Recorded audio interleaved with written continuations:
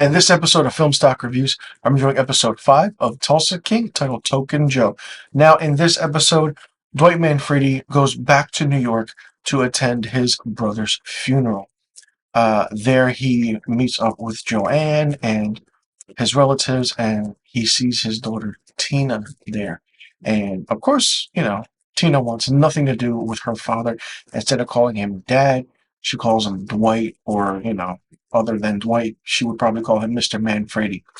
So he tries to reconcile and everything, and not only that, Chicky finds out that Dwight is in town, and Chicky's like, my father's dying, you need to come see him, this and that. And Dwight's like, I have other obligations. So after the dinner, after the mass, um, the Dwight goes back to the hospital to meet up, and Chicky gives him this annoying thing, about being there, being in the military and everything. And Dwight's like, you were in military school. There's a difference. Now, not only that, back in Tulsa, the biker gang, the Black McAdams, are talking with the cops, and the head leader wants, the cops to kind of help with what's going on with this nitrous thing and the tanks and everything. So they are given a license plate number, and they pull over Tyson. They stop Tyson. They take him into, prison for God knows what. And he isn't giving them a hard time at all. But these fucking police officers are giving him so much shit. Like, they find weed in his car, and he's like, Tyson's like, I told you that's not mine. And the cop's like, so you're saying you stole his car? Tyson didn't even utter those fucking words, and it's just crazy how these officers treated his character.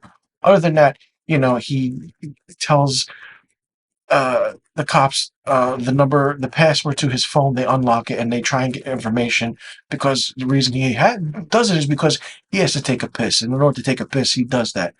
So he gets released, and he's like, "Oh, where's my phone?" Until the 1200 ad. He's like, "Oh, it says you had no phone, or your 1200 is missing." So they set him up. Bodie gets set up, and Bodie, the shopkeeper at the marijuana dispensary, meets up with the Black McAdams leader and finds everything out. Bodie takes the cops to the saloon, and it's really, really interesting because Mitch comes and says certain things like, the cops give Mitch a hard time. Mitch is like, well, according to Cherokee Lane, you can't come in here, this and that, so on and so forth. So they uncuff Bodie, and then they leave, and Mitch tries to ask Bodie what's going on. The cops in this are really such pricks, and it's so annoying, and it was really, really difficult to watch, because none of these characters did anything wrong, but these cops are doing it because they don't want to get their ass kicked by the Black McAdams, which is, fair and understandable. Now, Armand is working at the ranch that he's at, that Margaret owns, Dana Delaney's character.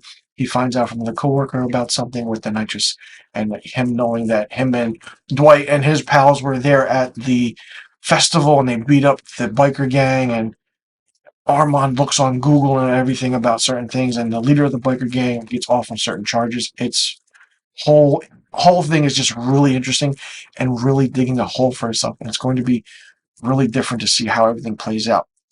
Now back to New York.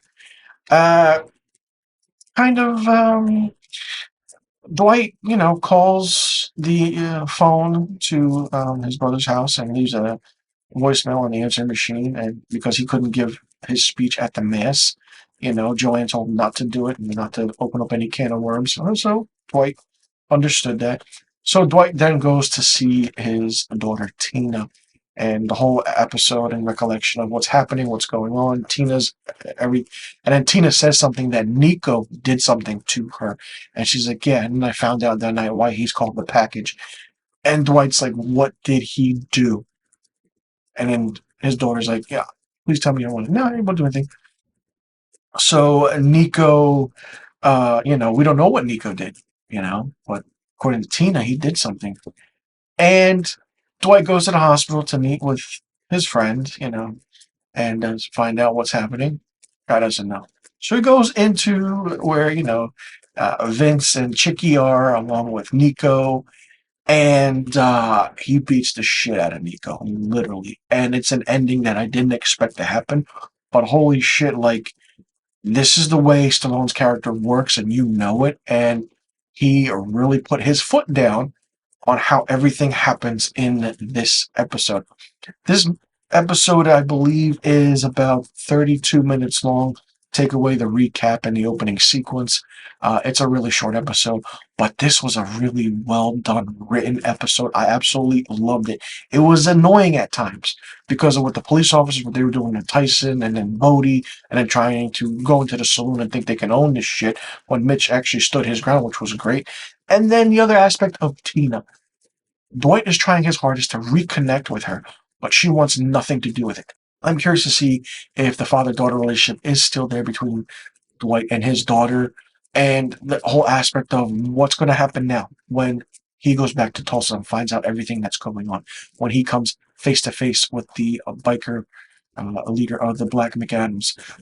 Like, what is going to happen? A lot of questions still need to be answered, and there's still a lot of episodes and story to tell.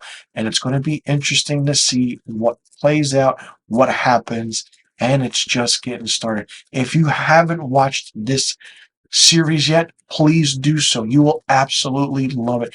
It's a different feeling and take of what you've seen Stallone do, and especially what Taylor Sheridan has created, especially with what you know him for in the Yellowstone universe and Mayor of Kingstown.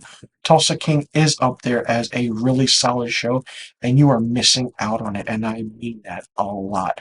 Check it out. So far, it's great, it's fun, and I'm curious to see how the story progresses in the upcoming episodes. Let me know in the comment section below what you thought about episode 5 of Tulsa King, titled Token Joe. Did you like it? Did you not like it? What did you think of it? What do you think about the father-daughter aspect between Dwight and Tina? Do you think that they'll, reconcile and Tina will forgive her father? What do you think is going to happen with Bodie and Tyson and Mitch? Do you think the biker gang will, get a one-up, or do you think Dwight is one step ahead of them? And what do you think he's going to do about Chicky and Vince and, everybody else that's around? Let me know in the comment section below about all the questions I just asked.